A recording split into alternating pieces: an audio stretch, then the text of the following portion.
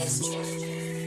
What is true? What is true? Truth is love.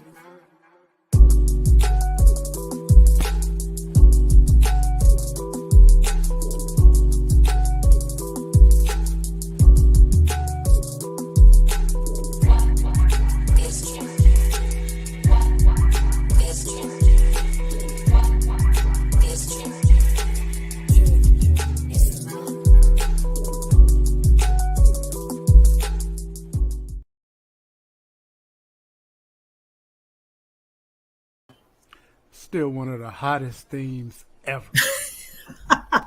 It is, and I love it so much because it literally coincides with the title.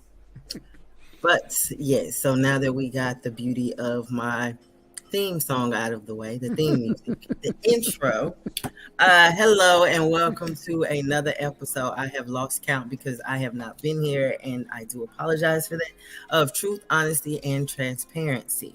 Today's topic is going to be trials and tribulations, and how did you come out of the darkness to seek the light again? I am Kelja, the Princess Goddess, and my co-host is D-Ray, the producer. Yes, we work so very well together. Yes, we do. It's an everything. And even though it's been a minute, it's almost like riding a bike, you know? Yes. No doubt. Okay, so a few of the trials that I have been through this year, last year going into this year, is of course my dad passed in August of 2022. Sorry to hear that. Oh, well, thank you.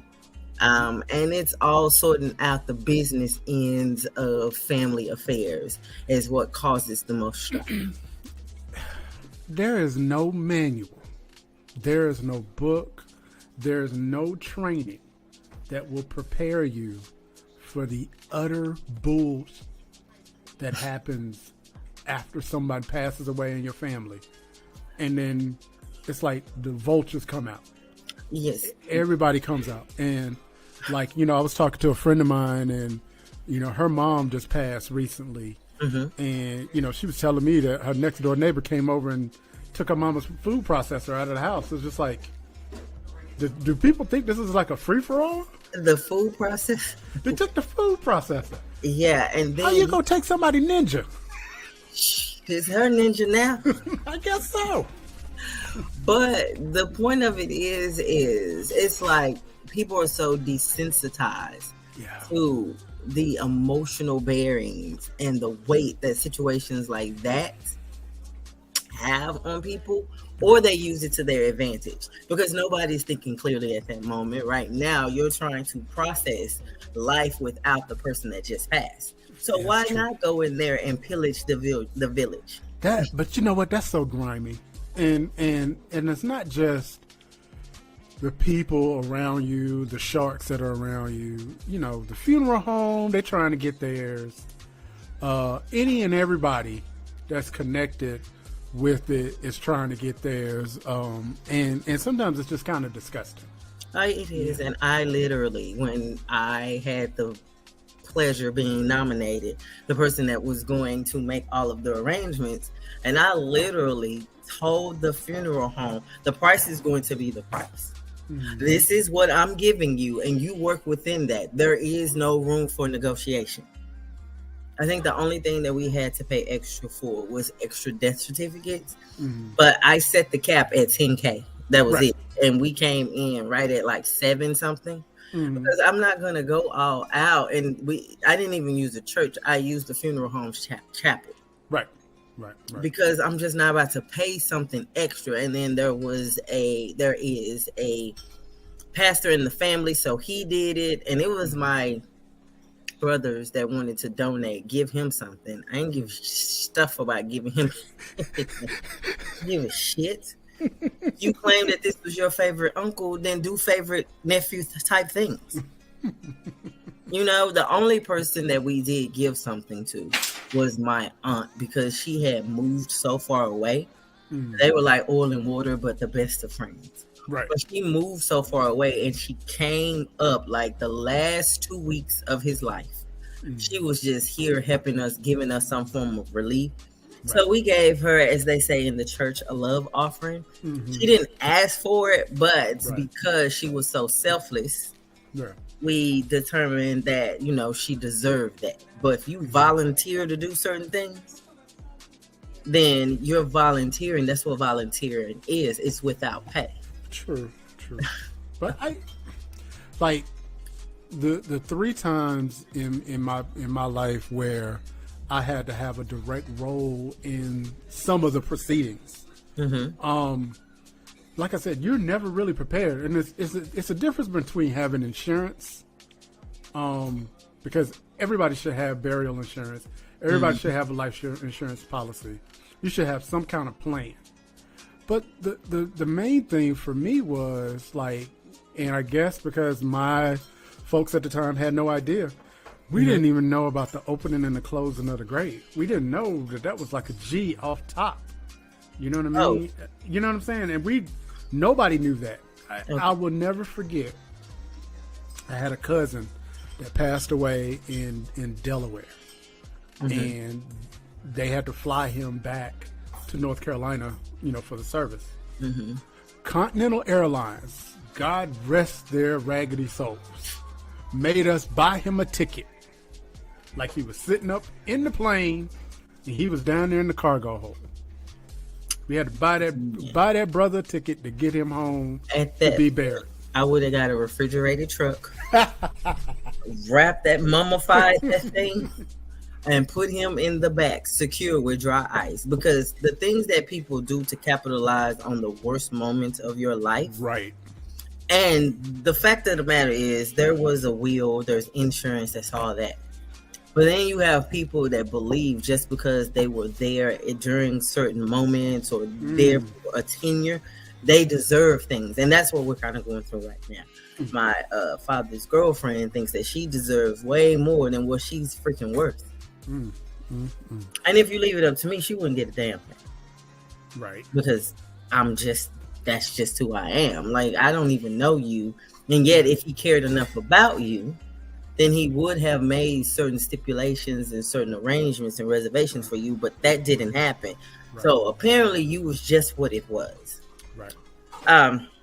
So yeah, we're still going through that. And the bad thing about it is dragging on. Our last court hearing for last year was like the week before Thanksgiving.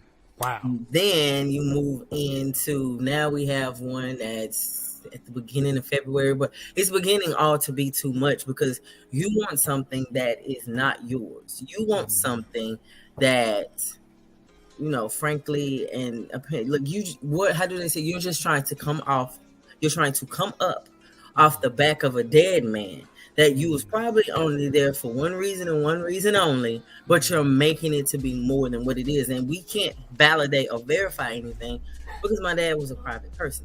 Right. And when he came to Texas to see us, he didn't bring you, so you didn't mean much of anything, and none of us had met you. So, but yeah, we're still going through that, and it's more of, like, I've accepted the fact that he's gone. That's done. And most people, the reason why they continue to mourn is because they haven't accepted the fact that that part of their life is over. Once you accept the fact that the person is gone, then you can begin to heal. So I've accepted that fact. It's just the aftermath of people believing that they deserve things that you don't deserve a damn thing. And that was my question. That was one of the things that I was going to ask you was, can the healing process begin knowing that you still have unresolved issues? Because in my view, in my privy, that healing don't until that last check or that last piece of paper gets signed, it's not over yet. You know what I mean? You're still in the process. Well, so how are you processing it, grieving, letting go while you still gotta deal with this? How do you do that? Because I have mastered the art of compartmentalization. This is business. what's going on right now is business that's an extension of something personal. So I no longer have the luxury to bring my personal emotions of my father's death into things that are going on a business sense. So yeah, that's the line down the middle that I've always had. So yeah, my dad is dead. He's buried. He's resting in heaven or hell, wherever the hell Curtis Connor is. He's there having the time of his life because his soul is at rest. Right. However, we're just dealing with the business aspect of it. And because I'm so shrewd, my brothers have taken a step back in allowing me to handle it. Because you get nothing from me, and I'm asking to prove that you live there. I need to see at least one piece of mail. For every item that you show me that prove, I may grant you $50,000. But she has yet to do that. Show me where you have accompanied him to any doctor's visits. You were with him, and you didn't even know he had cancer. And how did you not know that? And that is supposed to be your man. And she was pissed because one of his insurance policies that he had, it still had my stepmom as the beneficiary. And she was like, how is this even possible? I'm like, shit, I don't know. That was your man. You did, like, it's a lot of confusion. A lot of things are convoluted, and you're having to take, and like I said, I hadn't seen my dad in a while. So you believe that just because I wasn't inserted in his life, that you can just tell me anything, and I'm just supposed to believe it. But you never met me, and you should know that I don't believe shit that I hear, not from somebody I don't know. Right. And even if it is someone I know, I am the person that verify, and then I'll think about trusting you. Right. But it is no trust but verify shit with me. It's nothing like that. It's a whole verify. And if you have 10 consistencies of being truthful and honest, then I may trust you. Right. And also, I guess, depending upon where your dad lived, and I guess in some cases, it's a federal thing too. I remember I had a family member that it was one of my favorite uncles. He used to love that dude. And he divorced my aunt, got married. He got remarried, had another family, whatever. He passed away, and when it came time to collect the Social Security, the first wife gets it. Yes, and that's first federal. The first wife gets it, and if she had been there for over like 10 years. So if your aunt had been with him for 10 years, unless she vacates the right to receive it, it then passes to the second wife. Right. Oh, we did all of that. I mean, when I say all of it, and my dad was married before my mom. Oh, wow. Okay. So, and again, just because you are there doesn't mean you deserve certain things. And to me, like I told her, I was like, were you here for him, or were you here to benefit the rewards of being inserted into his life? Because that's two different things. Right. And I even told you could have played this very well, and we may have been a little bit more generous with you if you had said you wanted nothing. Set your ass down there and cried the way you did. And when we tried to give you something, you kept saying no. We may have been a little bit more generous with you, but no, you're contesting, and you're obsessed about money that you didn't earn and money that is not yours, and insert yourself in a family who didn't even know you existed. So it's a lot. And of course, my dad lived in Pennsylvania. He lived in Philadelphia, Villanova Township, but he had houses here. He had a condo in New York and something in Maine. I think a little cottage in Maine. But the fact of the matter is none of us want that stuff. So all that can be sold. Right. But me thinking always about the money, I'm like, hell no, these are going to be investment properties. Who? I'm not getting quick money now when I can reap the long-term benefits. We all can. Hey, first of all, kudos to you on your business acumen. I'm just keep it real with you. That's something that's like a Jedi sixth sense with you. So I commend you on that. However, personally, I want to know, how are you? Oh, that's got to be like, because at some point you can't compartmentalize it. At some point you're gonna run out of space. He said, "How? What did he say? Home Somebody me. said, I'm sure that meant how many brothers and sisters are there? How So many? how many of y'all are, how many siblings do you have? And it's really just all of y'all versus the girlfriend, basically. One. It's 5 of us. Me being the only girl. Last man 5, with me being the only daughter. So And here's the fun fact: I'm the only girl child and the only girl grandchild. So yeah. Spoiled right. Actually, no. No, not at all. And let me tell you why I am not. All right, I'm. You know what you said about saying 10 truthful things, and Yes. then I'm gonna trust you. I think you might be on number 9. So let me listen to see what you about to say. The reason why I am not is because my grandfather and dad told me that I would be, at a young age, that I may grow up to be a good-looking woman, that I would be beautiful. And I'm like, okay, cool. He was like, but that's not going to get you anywhere. And you cannot rely on anyone, male or female, your parents or grandparents, to take care of you. You have to forge your own path. And at that point, I had to earn certain things. Now, the only thing that was beneficial is that I didn't have to share. So whatever they bought for girls was strictly for me, nothing more, nothing less. It was all mine. Nothing to be shared. But as far as earning certain privileges, that was without a given. Nothing was given to me just because I was the only one of this gender. Nothing. I couldn't weasel my way out of anything. I couldn't get this. It wasn't like that. I just didn't have to share. Which kind of made me a little selfish at some points, but never spoiled. I don't have the energy to debate you on that.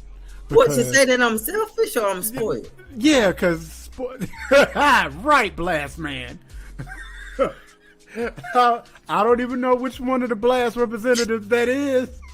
But what I'm saying, wait a minute, are they asking me, like, am I little selfish or a little spoiled?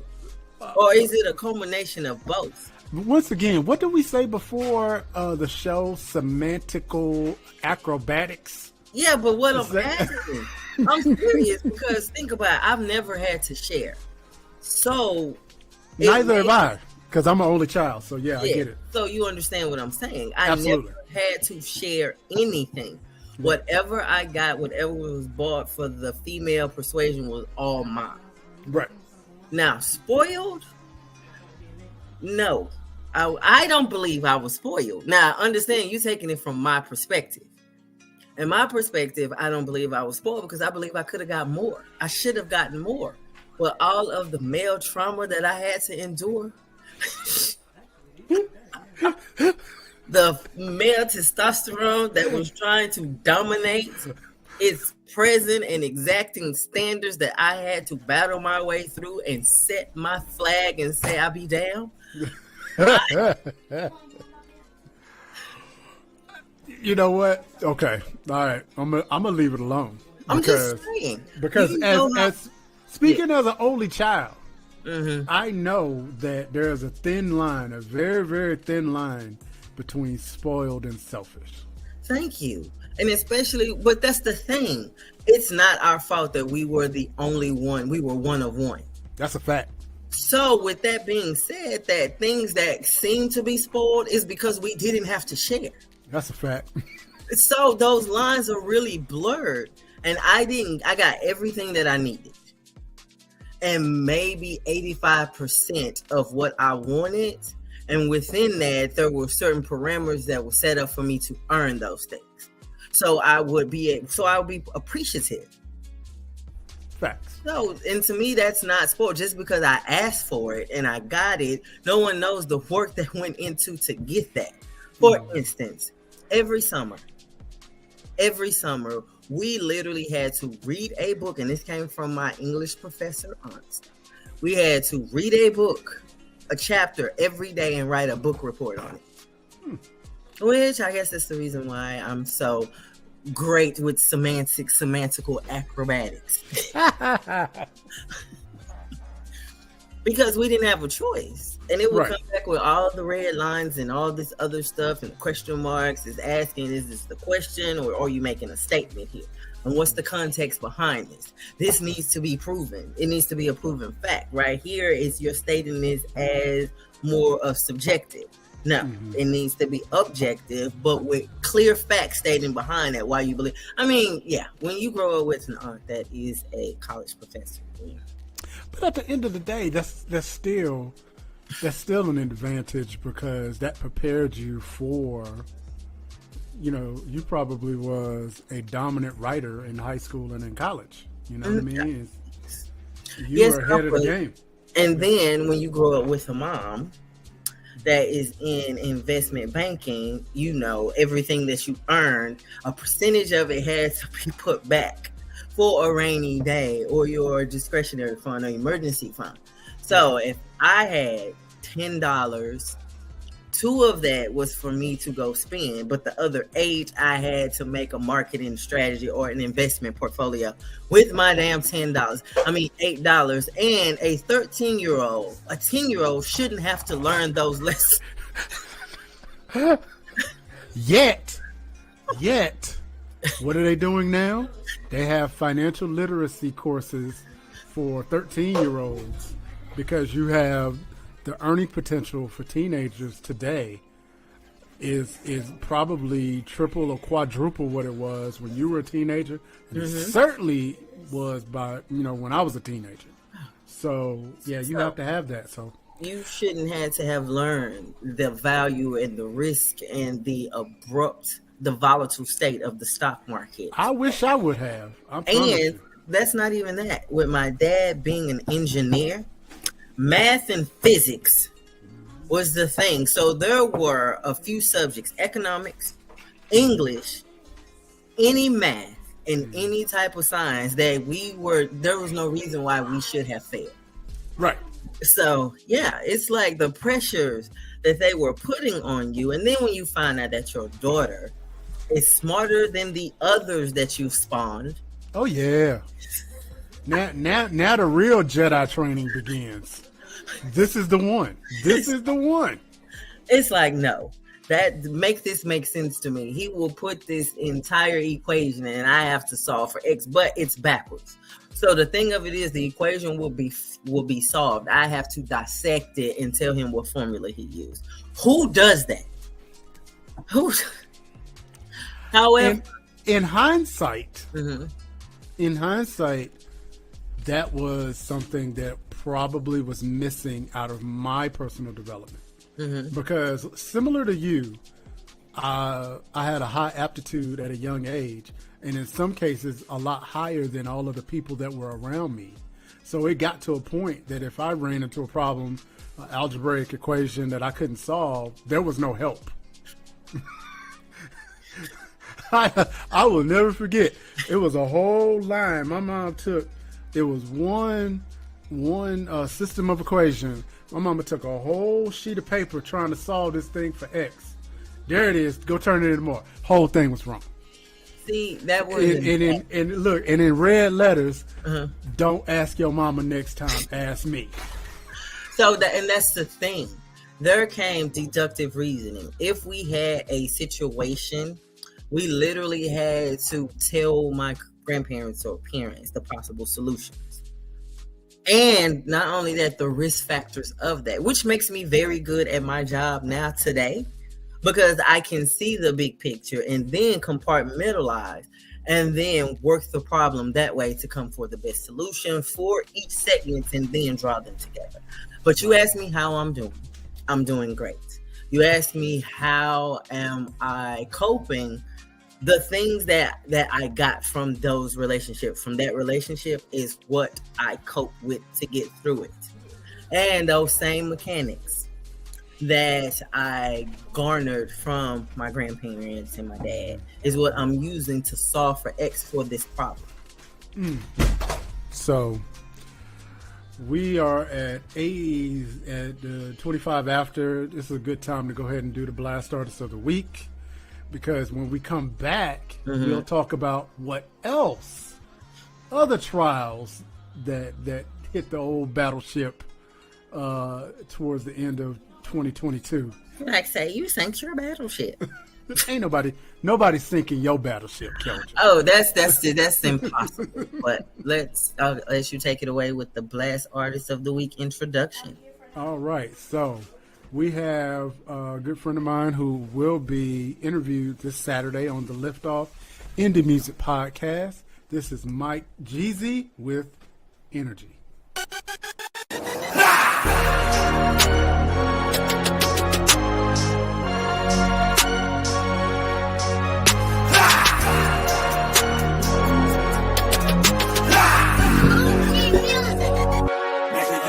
Make sure you keep that same energy. Make sure you keep that same energy. Make sure you keep that same energy. Make sure you keep that same energy. Mike G coming through the crowd raw, big dog. You don't really wanna feel these claws. See, God loves me anyway, despite these flaws. So I gotta get a little buck wild, yeehaw. My God giving y'all the blessings, so I never tap out. No time for stressing. I'm confessing that I'm still learning lessons. When I get knocked down, get up stepping, cause I know how my blessings flow. Started from the crown down to the tiptoe.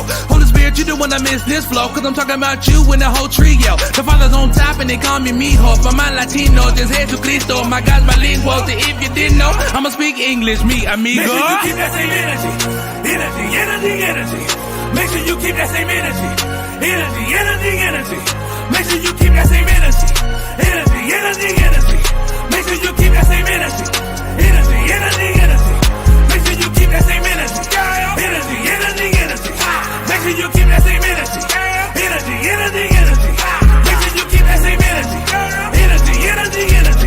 Make sure you keep that same energy.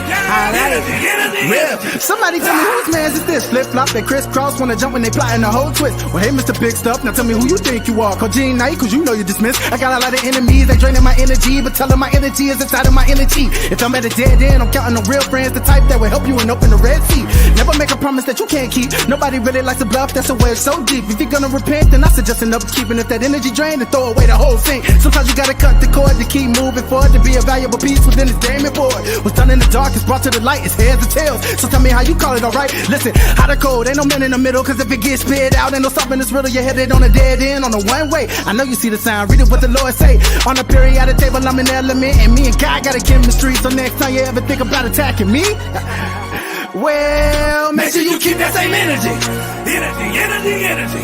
Make sure you keep that same energy. Make sure you keep that same energy. Make sure you keep that same energy. Yeah, I'm living for God for real.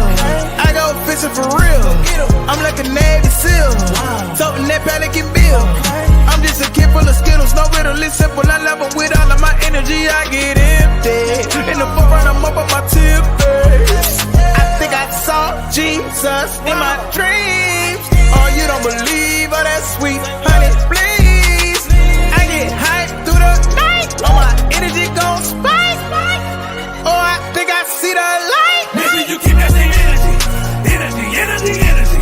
Make sure you keep that same energy. Make sure you keep that same energy. Make sure you keep that same energy. Make sure you keep that same energy. Make sure you keep that same energy. Make sure you keep that same energy. Make sure you keep that same energy.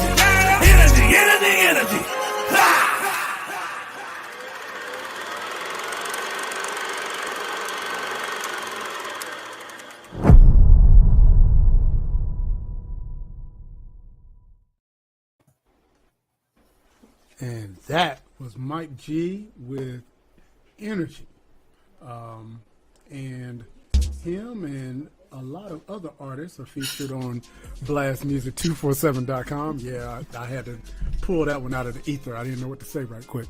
But if you are a spoken word artist, rapper, or even a stand-up comedian, and you're ready to get your art out there, why don't you go by www.blastmusic247.com, fill out a free profile, and let's get your art out there. Blastmusic247.com, changing the industry one artist at a time. And we're back. We are back with Kelja, the Princess Goddess. I'm D-Ray, the producer, and tonight we might be winging it a little bit, but we are talking about trials and tribulations and how we get through it and get to that light. And when we left off, we were talking about the thin line between being selfish and being spoiled. And we were just going to agree to disagree. As somebody who grew up spoiled, I know what spoiled is, and I can sense the dark energy of spoiledness. But I don't have the energy, and we'll talk about why I don't have the energy a little later. But shout out to you and your family and everybody that's having to go through this situation. It's tough. We've lost a lot of people over the past couple of years, and just dealing with loss is something in and of itself. It is. It's like the last 6 years, from 2016 to 2022, have been some major losses, be it family, because my grandmother passed in 2018, and then a week later, one of her cousins passed, and then a week after that, my aunt passed. Wow. And then at the Thanksgiving of 2019, my other aunt passed. And then, of course, COVID, how many people passed there. Right. And then in 2021, another one of my mom's sisters passed. So their family is like taking a hit left and right. But the beauty of that is that tragedy hadn't struck the family since 1994 when my cousin passed. So I guess it was like, okay, we've saved you guys enough. You've been covered enough. It's time to make room for others, Right. Because the thing of it is that when my father died, my nephew had just had a baby, a boy. Oh. So it's like he moved out of the way to make room for, someone. You have to look at the bright sides of this. I don't know what the bright side of death is, other than the fact that they lived their life, good, bad, or indifferent. They lived it to their own fulfillment and understanding as whatever they felt that the successes would be for them. Right. Okay. So, but yeah, it's been a weird, because another thing, another loss. Oh boy, buckle up. So now you're dealing with this. Uh-huh. Now we're going into the Christmas season, Thanksgiving, Christmas season. And what else happens? Right. So we come back from the Thanksgiving holidays, and then I get laid off. Ooh. So this is right after Thanksgiving, but going into Christmas, going into the New Year. And it's great that I am good with money. Right. But I am not one to not have anything coming in. Right. And at this time, I was looking at investment properties and other things, plus trying to have the properties that I told you earlier renovated. So they could be Airbnbs, or they could be other. I think so. I got to strategically do this because, one, I want constant income. Facts. So one is going to be a rental property. Two, like the cottage in Maine, and I know for a fact the condo in New York is going to be money. That's going to be a steady stream. Mm-hmm. That's going to be steady stream since the rental market there is so high. Insane, yes. Yet the luxury of that place, and once it gets renovated, it's going to be rare because it's not going to be exorbitant, but it's going to be just slightly under market value, so I can keep someone in there of quality class. Right. Yeah. So I mean, I have a strategy. I'm always strategizing. Absolutely. So here's a tie-in question. Mm-hmm. We talked about your upbringing. We talked about how, your father, your grandparents, your mom, your aunt, all these people prepared you for life. They prepared you for the coming battle. Do you think that made you an excellent entrepreneur and a bad employee? I believe so. Because, you know what I mean? Because it's like, you're not a drone. You're not a robot. So at all. And it's like, because of that, two things. because I know when something is bullshit, for one. Like, you can't bullshit me because I know the follow-up questions to ask and to collapse your house of cards. And secondly, Facts. I'm going to speak my mind, period. It's like the senior VP, when I was the AVP for the last company, she was just asking me questions. She was like, okay, so how do you like it here? And she was just asking me all these questions. So I said, okay, so let's just cut to the chase. What is it that you're getting at? Because these questions are frivolous when you can just tell me what it is that you want to know. Let's not do this. Let's not play games, because that's not what I do. And then she was like, well, I heard. I said, see, that's the thing. You heard. That is how a conversation, rumors get started and conversations get thwarted and misled, is because you're talking about what you heard. I don't care about what you heard. Tell me what you feel. Absolute facts. So, but that's the thing. People, I've learned that people don't always know how to receive me. It's because I am a straight shooter. I'm not about to bullshit you. I'm going to say what it is that I need to say surrounding the actions that you have presented. And it's not about my opinion, it's what you're giving me. And that right there, so it's all on you. What I'm saying is all on you. And that is disarm people, or actually, they just doesn't know how to take a little dread-headed girl. They don't understand how to do that.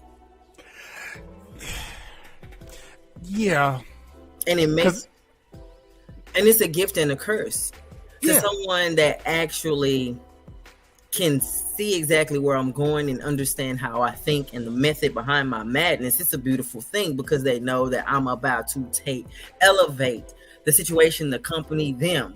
It's great. But for people that are insecure and very defensive and closed to learning and open to new experiences, then they're going to shield themselves. They're going to create a narrative to where I am the issue. Oh, yeah. Absolutely. And I think that, it's not so much as I think being direct and asking questions may frighten some people.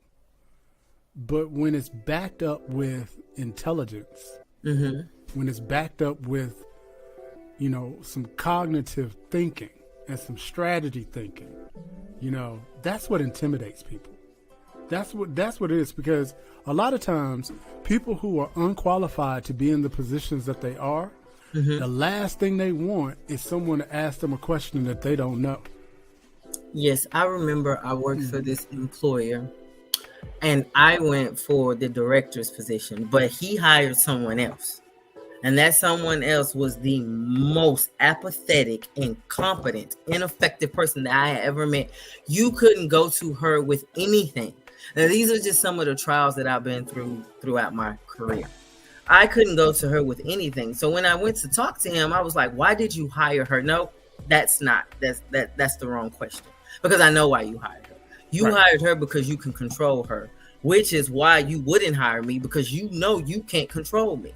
I said, if I go to her with the question, she can't answer it. He said, well, if she doesn't have the answer, you can come to me. I was like, how, when you get the majority of your questions answered from me? So what good are you in this position? Right.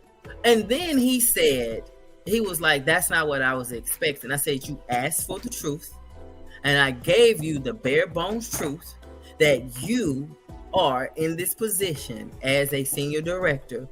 I would look at you as spineless, because instead of putting someone in that position that will challenge you and force you to do your job and grow, you want to be complacent. And that is only someone I see as a coward who needs to actually put if something screws up, you're going to use her as the scapegoat, because you couldn't be able to use me as a scapegoat, because I will say, this is what I told you, you chose not to.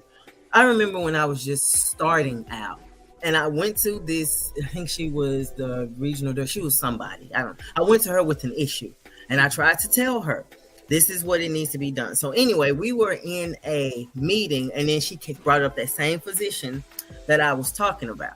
And then I just looked at, I was like, but I tried to tell you this 3 weeks ago, but you wouldn't listen.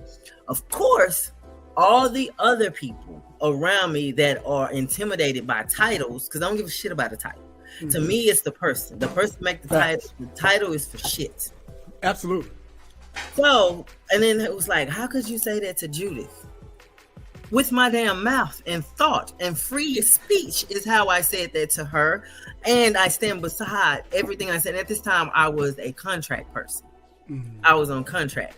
And then I had another incident where I told this woman, I don't feel the need to come to you to have you look over my work when you're the one that made the mistake. So you don't know what's right at all. Mm. Mm. And then, of course, 3 weeks later, I got let go from that contract. You know, sometimes it's just kind of laughable, especially when you see it coming. Mm-hmm. You know, it's not like this is not going to be a shock. You know, but the thing about this one, the last one, I did not see it coming.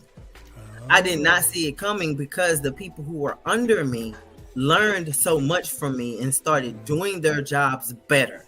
They started to be able to train their staff that was under them in the correct manner, so they were able to understand the complete realm of the business that we're in. Not just doing their job, but asking and being able to do root cause analysis is the reason why the problem was created. Mm-hmm. I gave my managers, senior managers, and directors, and senior directors room to have their voice heard. And then when they present me with an issue, I will ask, okay, so what is the possible outcome? What are the possible risks and losses if those risks were to come in fact? So what I did was I taught them that not only is there an issue, but you have to come to me with at least 2 solutions. I need to know the solutions that you have. What's the mitigating factors that's in there? What do we stand to gain by if this is successful? And what are the risks and what are the pending outcomes of those risks? So when they would type up their reports to me for different proposals and initiatives, it had every key bullet point in it that I needed in there. So I can then speak to it on another level, or she get pissed because I let them speak to it. They did the work. Why would I speak for them? Right. Well, most people don't understand my method. I don't take credit for things that my team has done. Mm-hmm. Even though I know it's me, they get all the recognition. I just need the appreciation. Wow. So at this point in the game, now, if we're keeping score, mm-hmm. Dad passed away in August, mm-hmm. laid off in December. No, November. November, right. I remember that. November 28th, I think. Yeah, November 28th. It was the 28th of November. And it was the 3rd of September. But, so how did you come into 2023? What were your expectations for 2023? Well, the first expectation was I'm expected to land another position. But what I realized from that is I do better when it's just me and a few collaborators, not me when I'm responsible for others. So I had to accept that part. Even though I may be a great leader and I lead by example, my methods of leading, when you report to someone else and you have other people reporting to you, the lines get blurred and there's convolutions, because if I know that Monique is reporting to me, mm-hmm. and Crystal is my boss, which makes her the VP or the SVP, why the hell are you talking to Monique without me present? Mm-hmm. And see, that's my thing. You can't say that you're a stickler for the chain of command and then go outside of that and then feel some type of way when I call you out on. That's right. Not how that works, at least not for me. Don't say right. something, and that's the thing. The accountability piece for adults, that doesn't sit well with people. I'm okay to be held accountable. If I did it, I did it. And I'm pretty sure that the reason that I did do it is because I wanted to. Yeah. No, you ain't spoiled at all. But go ahead, keep on going. See what I did there? I did, but you understand that is... I get it. But you understand that's the basic reason why people do what they do is because they wanted to. Facts. So, and that's it. I just take all that bullshit off of it and brass tacks it. The brass tacks is because I wanted to. Right. Now, how I made you feel and in doing that, right. Yeah. Do I own accountability for your feelings? Probably what triggered it, but you own the outcome. So of how you're feeling about it if you don't tell me. But anyway, that's neither here nor there. Right. My thing of it is that the only expectations that I put are on me to learn from different situations, good, bad, or indifferent. And try not to make those same mistakes. But the problem is in this situation, I didn't make any mistakes. Right. The only thing that I do know is I need to be mindful of the opportunities that come my way. So now I am interviewing with 3 powerhouse healthcare firms. And now I'm looking things out of the options that I have and what benefits me more so than what I need to take out of desperation. Right. And I find when I do take situations out of desperation, be it anything, those were the ones that were the worst to me in the end. Yeah. Always. Because I wasn't able to think clearly as to why I was taking it. I just knew that situation satisfied a need.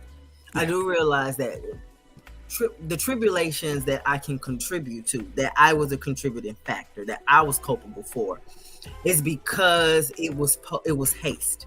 It was in haste in determining those things. I can pretty much deal and navigate through the ones that I had no control over.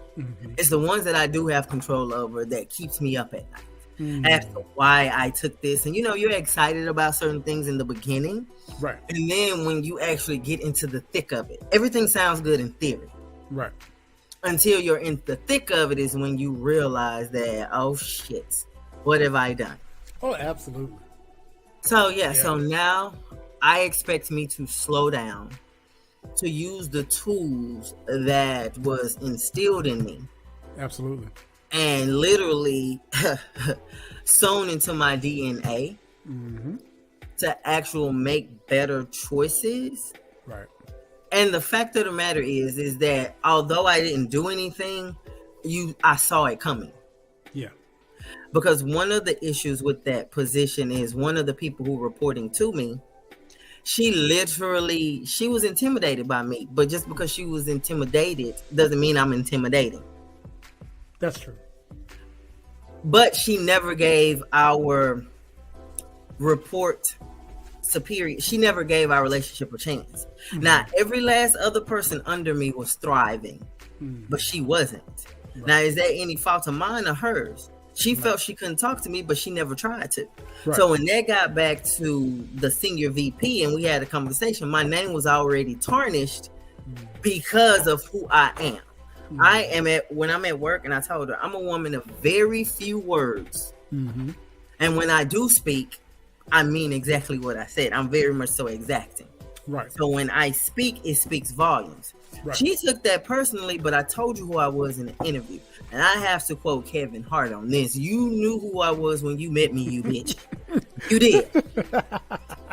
Because my archetype for my personality is an architect, which is a visionary. It's in the visionary realm of the archetypes of personality, but I'm a visionary. But I'm not a daredevil, which means I'm not a risk taker. I don't do uncalculated risk. As an architect, everything that I do is calculated, it's well thought out, it's planned. And anything that's going to get me the maximum gain is what I'm going to go with. I even tell people that I have no more use for you. You don't serve me any purpose anymore. And if that's the case, then we might as well go ahead and part ways, because you're no longer an asset. You're now become a liability. And I don't respond well to liability. I don't do that. Because now you're provoking me. My spirit animal is a dragon. So, yeah. For any context on what she just said, feel free to go back on YouTube to watch previous episodes of Truth, Honesty, and Transparency, because we had that spirit animal conversation. We've had that liability conversation. So none of this should be a surprise to anybody. But I do have a question. Yes, we got 10 minutes left. Yes. And it's a question that I want you to think about for a little bit. But then I got a couple of minutes to say some things. Okay. I want to ask you how your health is right now. And the reason is because 2022 was an eye-opening year for me personally. And I should set some context. 2021, I had a really good friend of mine, my brother-in-law, passed away of an unexpected health episode, right? Which made me really, really concentrate on what was going on in my health. And at the time, I was trying to work out, but I really wasn't serious.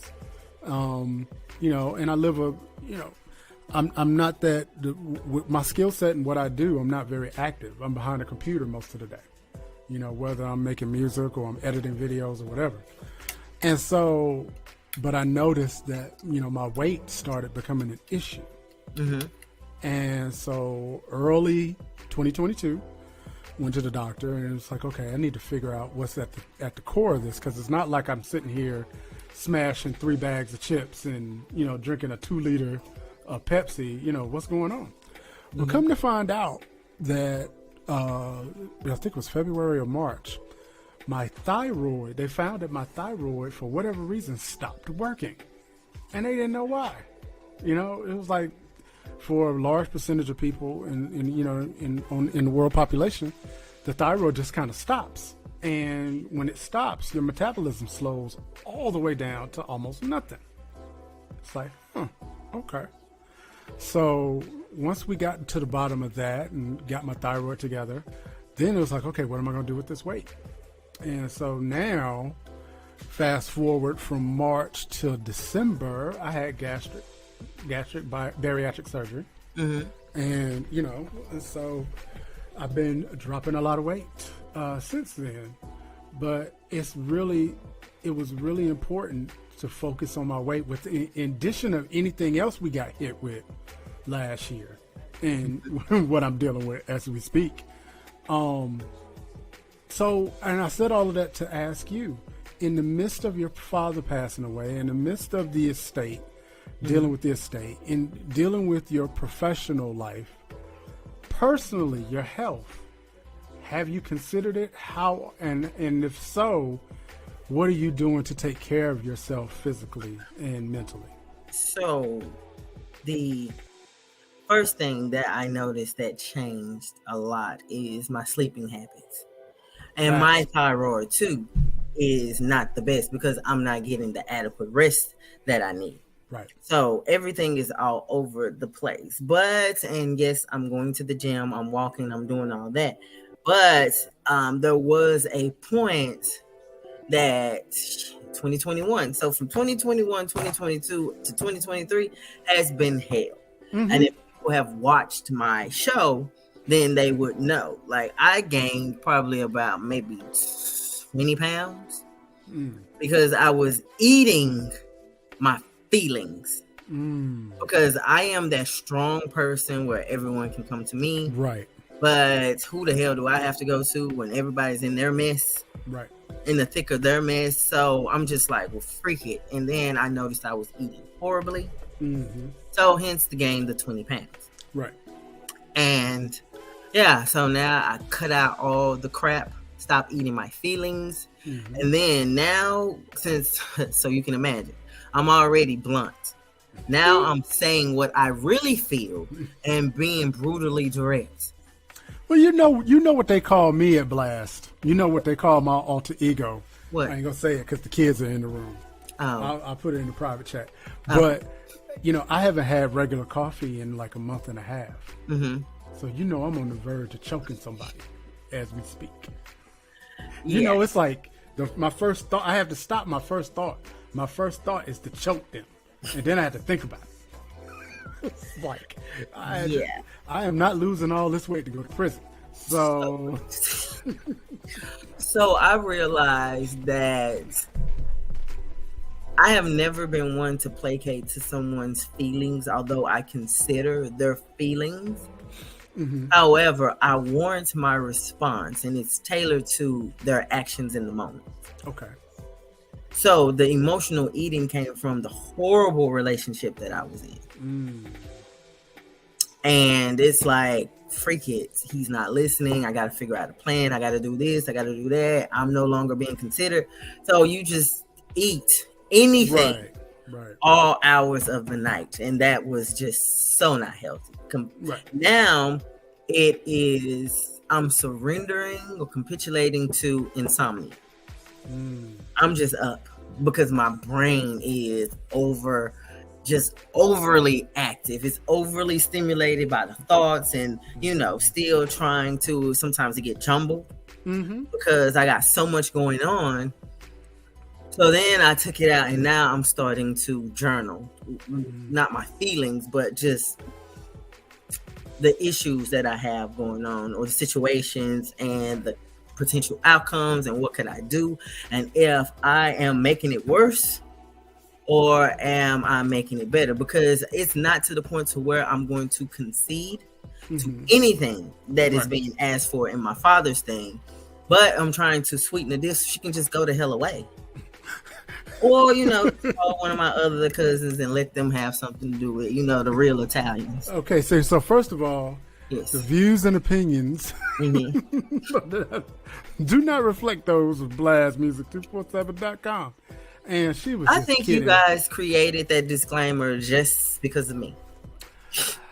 I will neither confirm or deny. You did, because it didn't come about until one after one. And then, oh my gosh, she said that. So we need to blast.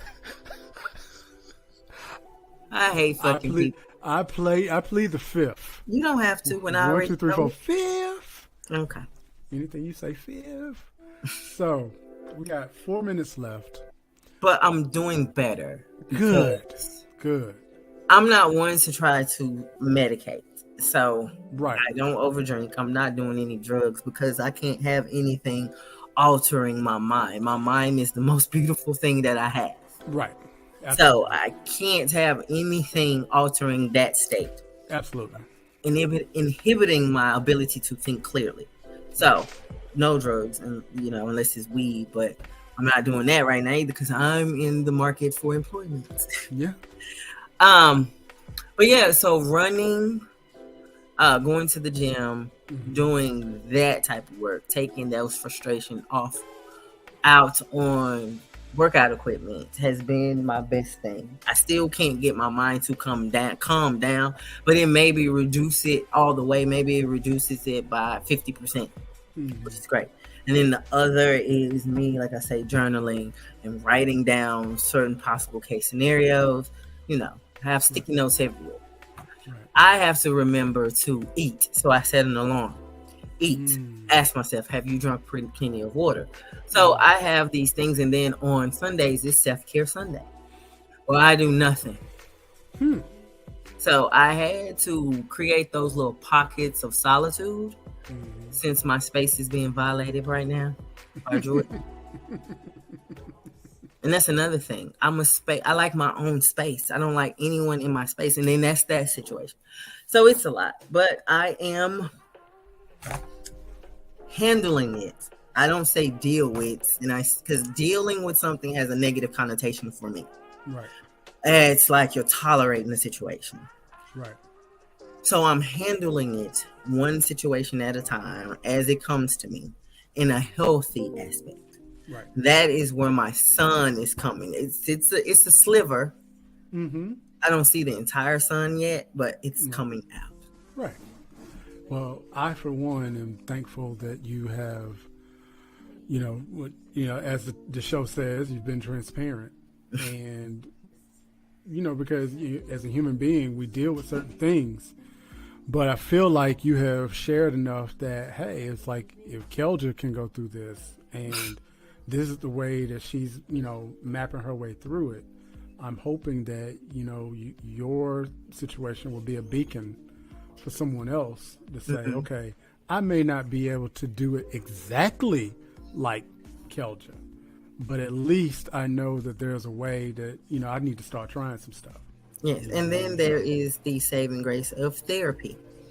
Absolutely, and I had to start that this last year too, which I have to admit was very helpful. Yes, because you have someone that is required by law not to pass judgment. Right. I was going to be a therapist, but that didn't work out too well. Wait a minute. You know what? I'm sorry. I had to look down for a second because I don't have a poker face at all.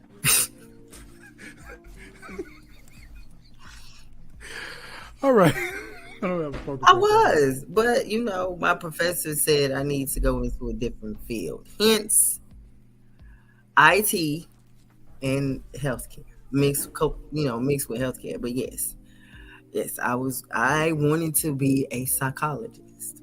Well, you know, you can look at this podcast as, you know, fulfilling that need in you. I didn't say I needed that. I don't do no. Don't put words in my mouth. Well, what you're not gonna do is get right up here at this last minute. Oh no. Doggone it. This ain't gonna be no House of Dragons episode.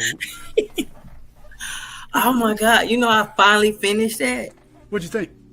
We can talk about that. We can talk about that after. Okay. All right. But this has been enlightening. It has been, and thank you guys so much for listening, or thank you, Guy, one person, so much for listening, and all the ones that come back to actually look at a replay.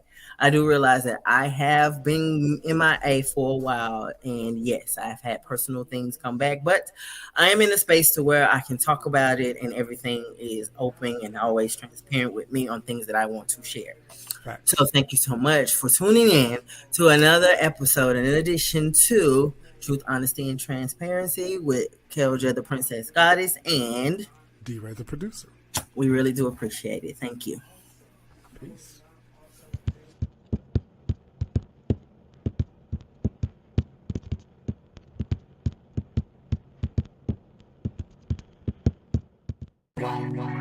It's true. It's true. It's true. Truth is love.